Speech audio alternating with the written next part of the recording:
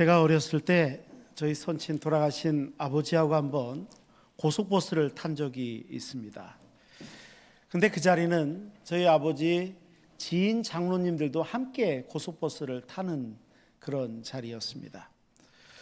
고속버스를 타고 서울을 올라오고 있는데 다른 장로님들이 저희 돌아가신 선친 아버지에게 이렇게 말씀을 하시는 겁니다. 아들이 아버지를 쏙 빼닮았다, 이렇게 얘기하는 겁니다. 아들이 아버지를 쏙 빼닮았다. 그때 제가 아마 초등학교 저학년이 아니었을까, 국민학교 저학년이 아니었을까, 이런 생각이 드는데 그때 저는 그렇게 기분이 나쁘지 않았습니다. 아버지를 닮았다라는 말이 은근히 듣기 좋았습니다. 저희 아버지도 그렇게 불쾌해하시는 것 같지 않았습니다. 아들이 아빠를 닮았다고 하니까. 그런데 지금 생각해 보면 그 마음이 비슷한 것 같습니다. 예를 들면 저희 집 아이들이 있습니다. 우리 성도님들이 그렇고 또 주변에 아는 분들이 저희 집 아이를 놓고 이야기할 때 엄마를 닮았어요, 아빠를 닮았어요, 이렇게 이야기를 하는 경우를 듣게 됩니다. 근데 간단하게 그냥 웃어 넘길 수도 있을 것 같기는 한데 마음 한편이 뿌듯하기도 합니다. 아, 자식들이 나를 닮았구나. 그런데 제가 이 말씀을 드리고 있는데 우리 성도님들도 싹 미소를 짓고 있는 거 계신 거 보니까 아마 비슷한 마음들일 것 같습니다. 자식이 나를 닮았다. 이게 기분이 좋은 데는 이유가 너는 그 사람의 자녀가 맞다라는 일종의 확인이 포함된 말이기 때문에 들으면서 기분이 좋고 마음이 편안해지는 것이 아닌가, 이런 생각을 하게 되죠. 물론 그 반대의 경우도 제가 봤습니다.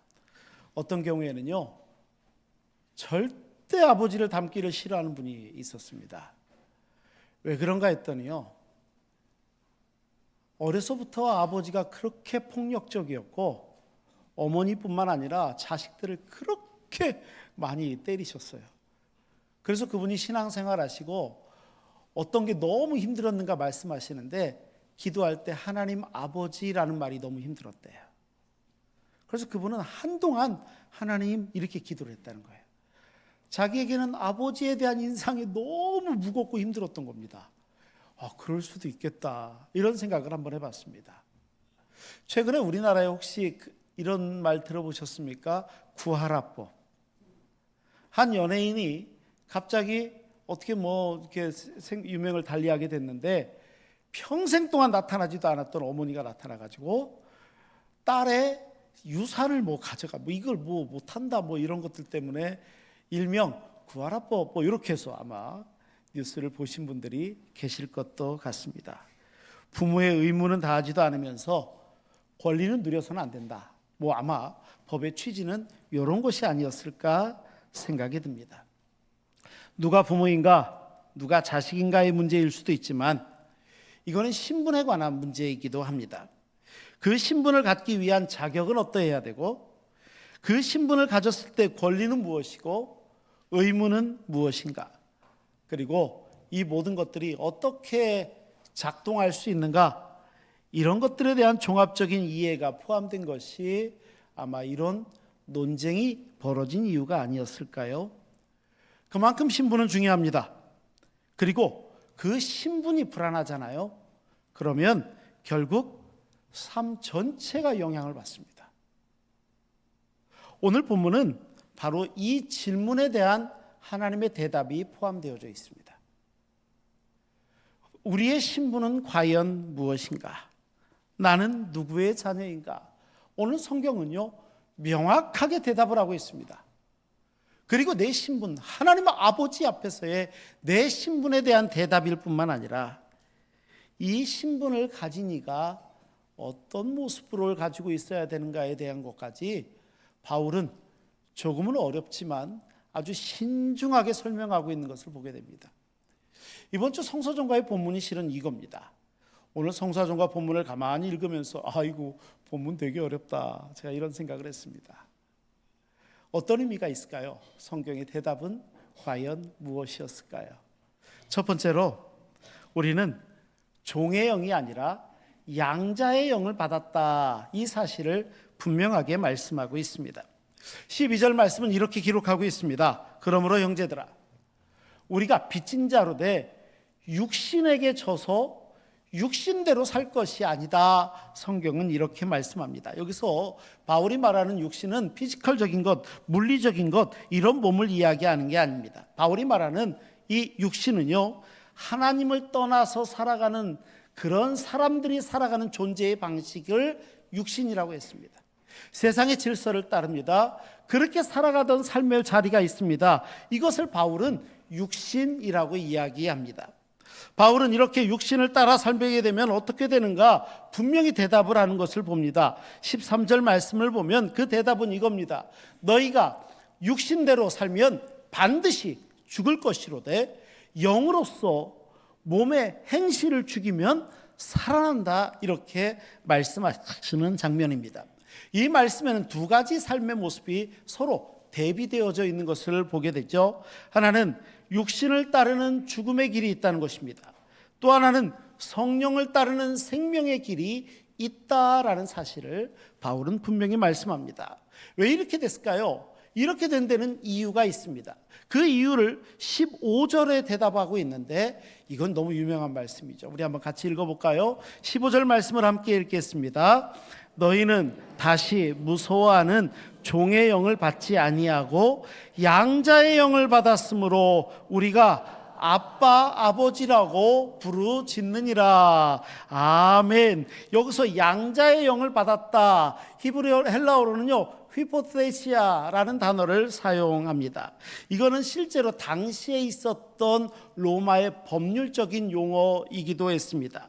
무슨 말이냐면 로마의 법에 의하면 다른 사람이 양자로 입적을 합니다. 그런데 양자로 입적을 하면 양자로 입적되는 순간 친아들과 똑같은 권리를 갖는다는 겁니다.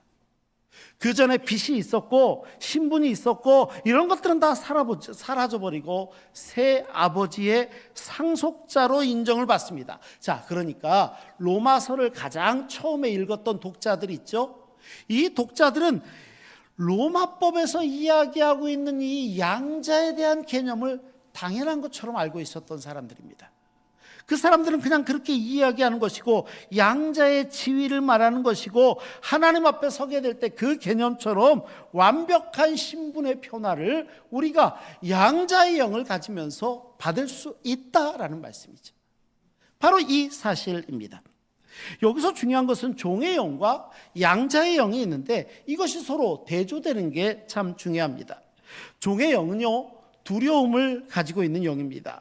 종은 언제 버림받을지 모릅니다. 언제 밀려날지를 모릅니다. 그러다 보니까 종의 영을 가졌다는 것은 늘 눈치를 봅니다. 다른 사람들의 눈치를 봅니다. 내가 인정받기 위해서요 끊임없이 내게 뭐가 있다는 것을 증명해내야 됩니다. 이게 종의 영입니다. 종의 영을 가진 사람입니다. 하지만 양자의 영을 받은 사람은 전혀 다릅니다. 이미 자녀로 확정되었습니다. 이미 자녀가 되었습니다. 그렇기 때문에 두려움이 아니라 확신 가운데 살아갑니다. 그래서 어떻게 불러요? 아빠, 아버지 이렇게 부른다는 겁니다. 아빠, 아버지로 부를 수 있게 됐다는 겁니다. 방금 읽은 15절이 그 말씀입니다. 아빠, 아버지. 제이디 그리어가 쓴 책 중에 기도 먼저라는 책이 있습니다. 이 책에 보면 아주 흥미로운 한 스토리가 등장합니다. 어떤 교회에 동남아 한 지역에서 어려운 나라에서 여러 명의 아이들을 입양을 받은 가정이 있었습니다. 그런데 입양한 이 성도가 너무 안타까워하는 이야기를 하게 됩니다. 다른 아이들은 안 그런데 5살 먹은 남자아이 하나가 필요한 게 있으면 아빠 엄마에게 당당하게 얘기를 못한다는 거예요. 그리고 뭔가를 얻어내는 것은 훔치거나 아니면 교묘하게 거짓말을 하거나 아니면 땡깡 억지를 부려서 뭔가를 얻어내려고 할 때가 너무 많다는 겁니다. 그러니까 이게 막 마음이 너무 안타까운 겁니다. 그러면서 하소연을 하는데 이렇게 하소연을 합니다. 제가요, 가슴이 찢어집니다. 가슴이 찢어져요. 그 아이는 자신이 가족에게 사랑받고 있는 존재다라고 생각하지 않는다는 겁니다. 아직도 내가 자기 혼자 힘으로 살아가야 되는 그런 고아인 줄 알고 있던 게 집안에 있는데 이게 너무 안타깝습니다. 아직도 그런 존재인 것 같습니다. 이미 법적으로 그 집에 들어왔고 그 집의 자녀로 리스트에 올라갔습니다. 가정의 자녀가 되었는데요, 그 아이의 마음은 여전히 종의 영, 두려움의 영에 꼭 사로잡혀 있는 것 같습니다. 이게 너무 안타깝다, 이렇게 이야기합니다. 그런데 그리드는요, 이 이야기를 하면서 뭘 이야기하냐면 우리도 똑같다는 겁니다. 우리도 마찬가지라는 것입니다. 이미 그리스도 안에서 하나님의 자녀로 입양되었습니다. 우리는 하나님의 자녀가 된 것입니다. 요한일서 3장 1절, 보라 아버지께서 어떠한 사랑을 우리에게 베푸사 하나님의 자녀로 일컬음을 받게 하셨는가, 이 말씀을 인용합니다. 그리고 나서 이야기해요. 문제는 신분이라기보다는 신분보다 더 그 신분을 과연 믿고 있느냐라는 겁니다. 믿고 있느냐. 하나님의 아버지이심을 받아들이면 확신이 생기고 어떤 시험과 시련 앞에 있다 할지라도 우리 자신을 나는 선해요, 나는 이렇게요 증명해 보이려고 애쓰지 않아도 된다는 겁니다. 내가 하나님 내가 자녀가 되기 때문에 하나님을 아빠, 아버지이라고 부르는 것처럼 우리는 얼마든지 그럴 수 있다는 겁니다. 얼마든지 그럴 수 있는 존재, 하나님 앞에 이렇게 보좌를 지나 담대히 하나님 앞에 나아갈 수 있는 그런 존재가 되었다는 것입니다. 우리는 바로 그런 존재입니다. 바울이 말하는 것이 바로 이것입니다. 자녀됨이라는 것은 그 결과가 있는 것입니다. 17절의 말씀은 그래서 이렇게 얘기하는 거죠. 자녀이면 또한 상속자고 곧 하나님의 상속자고 그리스도와 함께한 상속자다.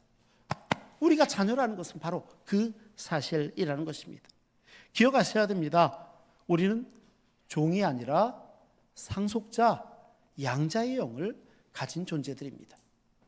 그래서 두 번째, 우리는 현재의 고난은 장차 나타날 영광과 비교할 수 없다는 것을 우리는 확신 가운데 믿어야 됩니다.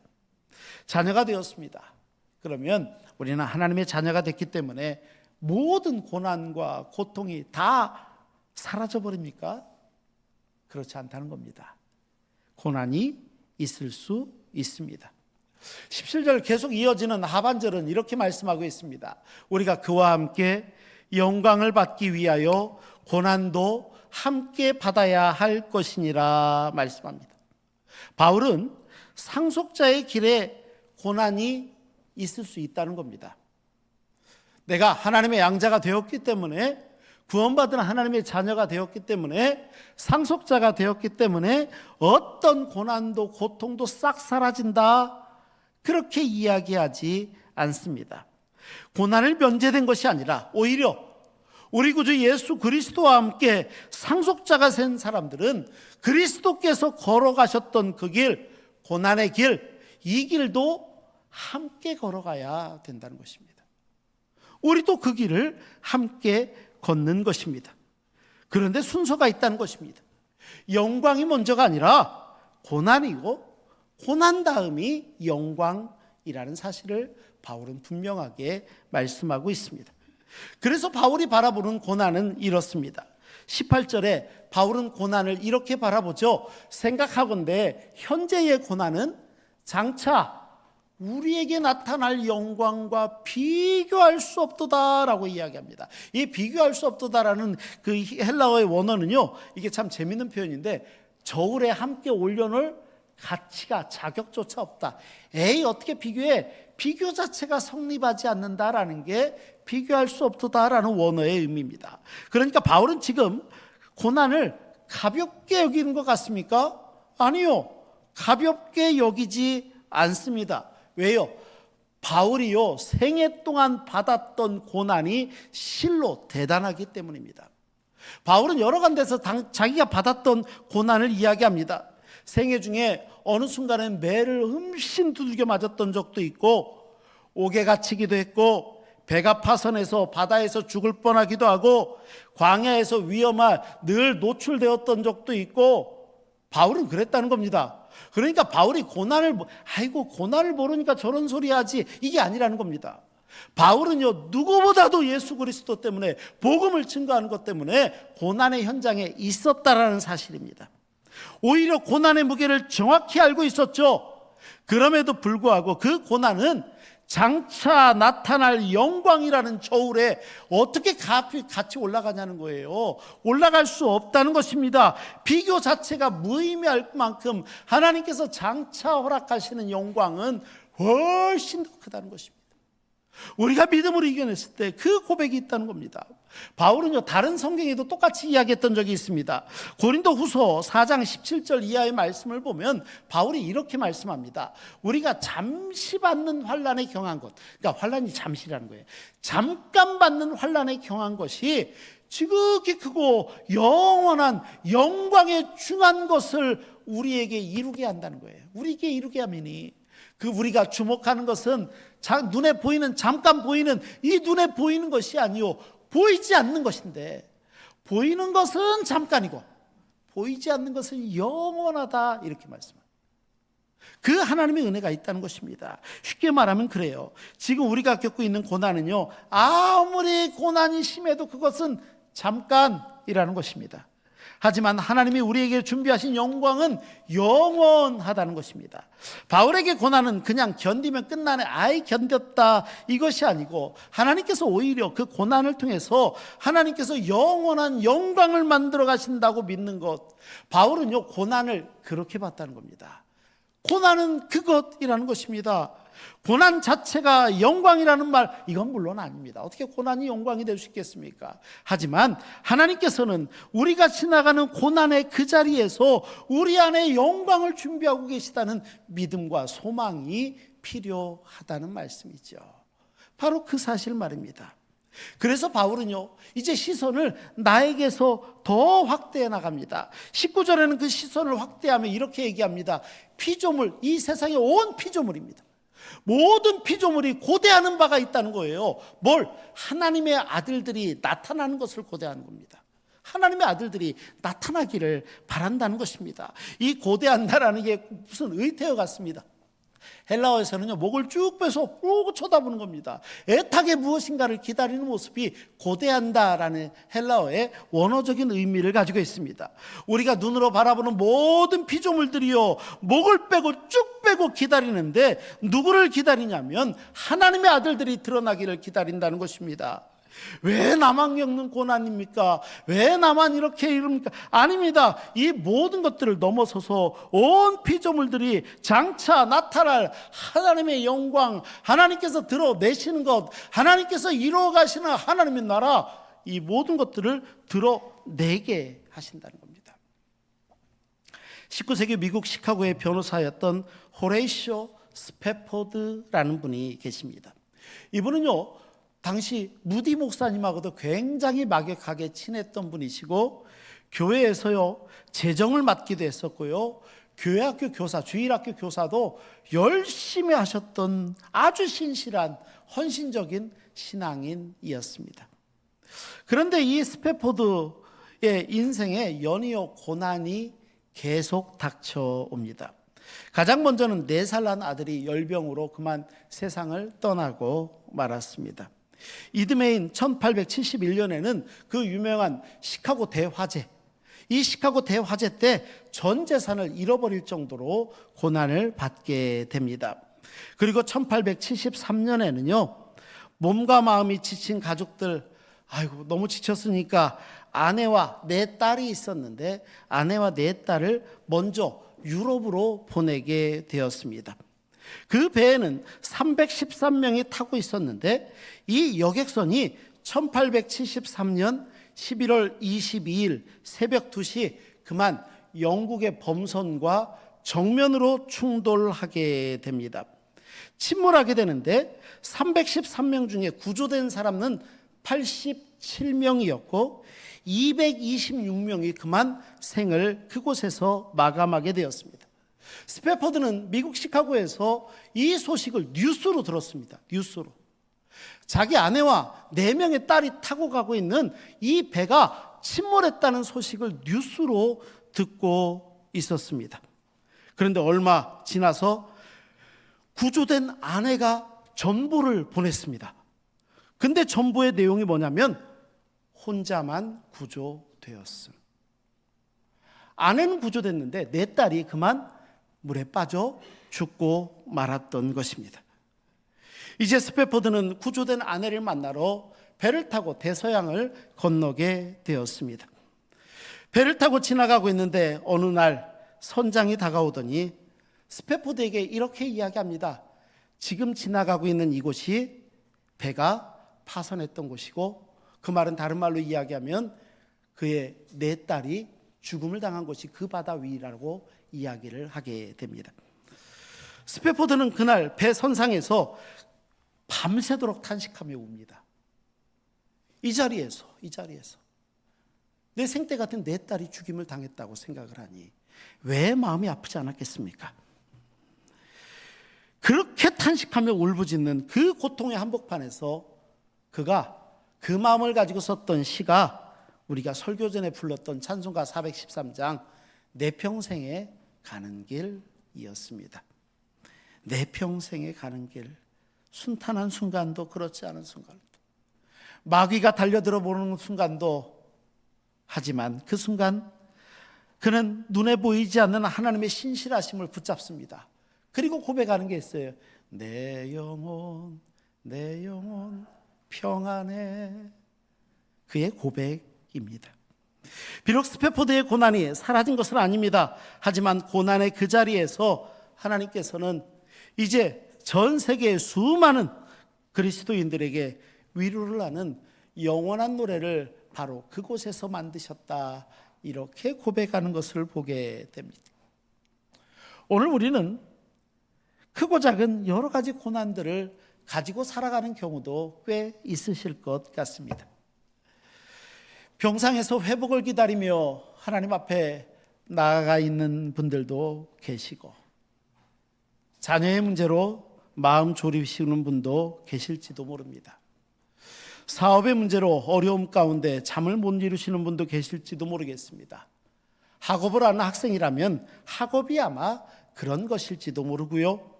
취업을 앞두고 있다면 취업이 그런 대상일는지도 모르겠습니다. 여전히 어느 순간은 내 앞을 가로막고 있는 것인 것 마냥 우리의 마음을 안타깝게 하기도 합니다. 하지만 성경은 분명히 말씀하시죠. 지금의 고난이 마지막 장면이 아니라는 것입니다. 이제 하나님께서 준비하시는 영광이 있다는 사실을 분명히 말씀합니다. 오늘 바울은 그 이야기를 하는 겁니다. 바로 그 순간이 우리에게 있다는 것입니다. 그래서 우리는 낙심해서는 안 됩니다. 오히려 소망 가운데 믿음의 자리를 지켜나가는 것입니다. 소망을 가지고 믿음을 지켜나가는 것, 이것이 신앙인의 바른 자리임을 결코 잊어서는 안 될 것입니다.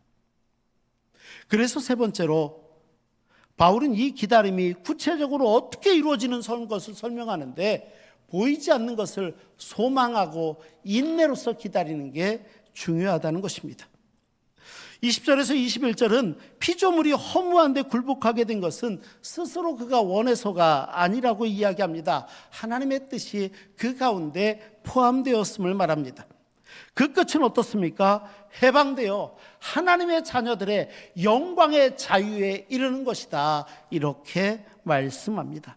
굴복으로 끝나는 게 아니라는 거죠. 그 뒤에 반드시 소망이 있다는 것입니다. 하나님께서 허락하시는 소망입니다. 그래서 22절이요, 굉장히 인상적이라는 것입니다. 피조물이 다 이제까지 함께 탄식하며 함께 고통을 겪고 있는 것을 우리가 안다, 이렇게 얘기하는 거예요. 함께 고통을 받는다. 이게 참 재밌는데요, 이 고통이라는 단어가요, 어떤 고통을 이야기하는 거냐면 그냥 물리적으로 내가 좀 아파, 이게 아니라 여기서 말하는 고통은 해산의 고통입니다. 해산의 고통. 실제로 이 22절을 그 세번역 성경은 뭐라고 번역하고 있냐면 이렇게 번역합니다. 피조물이 이때까지 함께 신음하며 해산의 고통을 함께 겪고 있다는 것을 압니다, 이렇게 번역을 해요. 그러니까 이 해산의 고통이 있다는 겁니다. 해산의 고통은 일반 고통하고는 좀 다릅니다. 왜 다를까요? 일반 고통은 아이고 이것 좀 견디면 끝 이럴 수 있지만 해산의 고통은요, 고통 뒤에 따라오는 새 생명이 있기 때문입니다. 그렇죠? 해산은 생명을 따라오게 돼 있습니다. 지금 이 세상이 겪고 있는 신음도 마찬가지라는 것입니다. 죽으려고 몸부림치는 신음이 아니라 새 생명이 태어날 수 있는, 태어나기 위한 몸부림치는 진통이 바로 이것이기 때문입니다. 피조물뿐만이 아닙니다. 오늘 우리도 함께 신음하고 있다고, 함께 탄식한다고 23절은 말씀하고 있는 겁니다. 우리의 탄식은 그렇습니다. 이미 성령께서 함께 하셔서 내가 양자가 되었다는 사실 한 가지와 아직 받지 못한 몸의 완전한 구원, 부활의 영광이 탄식하는, 함께 탄식하는 그 탄식입니다. 그래서 24절과 25절은 이 소망이 어떤 것인지 굉장히 분명하게 말씀합니다. 이것도 중요합니다. 한번 같이 읽겠습니다. 24절 25절 우리가 소망으로 구원을 얻었음에 보이는 소망이 아니니 보는 것을 누가 바라리요. 만일 우리가 보지 못하는 것을 바라면 참음으로 기다릴지니라. 아멘. 눈에 다 보이면 그게 소망입니까? 그건 소망이라고 안 하고요, 소유라고 얘기합니다. 내가 소유하고 있는데 어찌 그게 소망이 됩니까? 진짜 소망은 안 보이는 것을 바라는 것이고, 참는 것이고, 기다리는 것이고, 인내하는 것입니다. 이게 소망입니다. 그래서 지금이 미래를 만들 수는 없습니다. 미래가 무엇이다라고 확정할 수는 없는 겁니다. 우리가 잘 알고 있는 영락교회 은퇴하신 목사님 이명수 목사님 계시죠? 이명수 목사님이 책 가운데 나의 앞날이 주께 있나이다 라는 책에 보면 아주 흥미로운 한 목사님의 이야기가 등장하고 있습니다.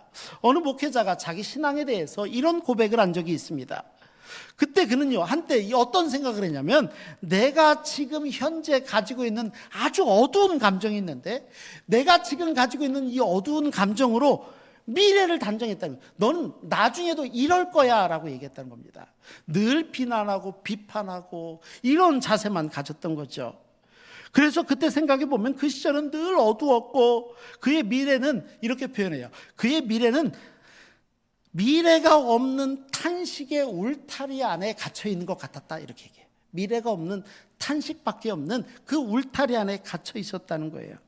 그런데 어느 순간에 하나님께서 이해하게 하시고 깨달음을 주시니까 오히려 모든 것들이 다 희망의 시간으로 바라보게 됩니다. 그래서 이렇게 그 상황을 정리합니다. 하나님 백성의 탄식은 미래가 없는 탄식이 아니라 해산의 고통을 겪고 있는 탄식, 이렇게 얘기해요. 해산의 고통을 겪고 있는 탄식임을 깨달았습니다, 이렇게 얘기합니다. 어떻습니까? 우리 십자가에서 절규하고 계시는 예수님의 모습을 마음속에 한번 떠올려 보십시오. 우리는 십자가에 달리신 예수님을 바라보면서 아이고, 하나님이 나를 드디어 버리셨구나, 이렇게 생각하시는 분 계십니까? 아닙니다.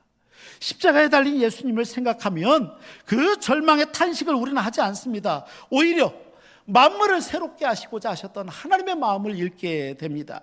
그리고 하나님의 사랑과 능력을 바라보게 됩니다. 탄성이 오히려 탄식이 아니라 탄성이 오히려 드러나게 됩니다. 하나님의 선물인 새 삶 안에서 분명히 우리가 걸어가야 될 새로운 삶이 있습니다. 그래서 우리의 탄식은 어느 순간 곧 소망이 될 수 있는 것입니다. 이제 말씀을 마치겠습니다. 성서 전과에서 제시하고 있는 오늘 본문은요, 분명하게 한 가지 사실을 우리에게 뚜렷하게 하는 말씀이 있습니다. 그건 뭐냐면 우리는 다 종이 아니라 하나님의 자녀라는 것입니다. 우리는 하나님의 자녀입니다. 그렇기 때문에 지금의 고난은 장차 나타날 영광과는 비교할 수 없다는 것입니다. 우리는 안 보이는 것을 참고 기다리는 사람들입니다. 앞에서 동남아 아이의 이야기를 그리드의 책에서 인용했던 것이 기억이 나는데, 마치 그 아이의 모습을 거울로 삼을 필요가 있습니다. 나는 하나님의 자녀가 되었는데 여전히 그렇지 않은 것처럼 행동하고 있지는 않은가? 하나님의 자녀인데 여전히 고아와 같은 습성으로 혹시 살아가고 있지는 않은가? 이런 것들 말입니다. 여전히 종처럼 눈치 보면서 살아가는 존재가 아닙니다. 우리는 하나님의 자녀입니다. 양자입니다. 우리의 과거와 상관없이 하나님은 우리를 찾아오십니다. 우리를 자녀야라고 부르신다는 겁니다. 그러면 우리는 하나님 앞에 담대히 나아가 아빠, 아버지, 하나님을 이렇게 부를 수 있다는 사실입니다. 소망 가운데 가지고 있는 특권은 바로 이것입니다. 바로 이것. 이러한 하나님의 은혜가 있습니다. 누가 누리실 수 있겠습니까? 오늘 예배하는 우리 신흥의 성도들 한 분도 빼놓지 않고 우리 모두가 하나님 앞에 담대히 나아가 하나님께서 허락하시는 놀라운 은혜와 하나님의 복을 받아 누리시기를 주의 이름으로 축원합니다. 기도하시겠습니다. 걸어가시고 자비로우신 아버지 하나님, 우리를 하나님의 자녀로 삼아주셔서 하나님을 아빠, 아버지라 부르게 하시니 감사합니다. 이 아이덴티티를, 이 정체성을 결코 잊지 않게 하시고 믿음으로 날마다 나아가는 신흥의 권속들 되게 하여 주옵소서. 우리 구주 예수 그리스도의 이름으로 기도하옵나이다. 아멘.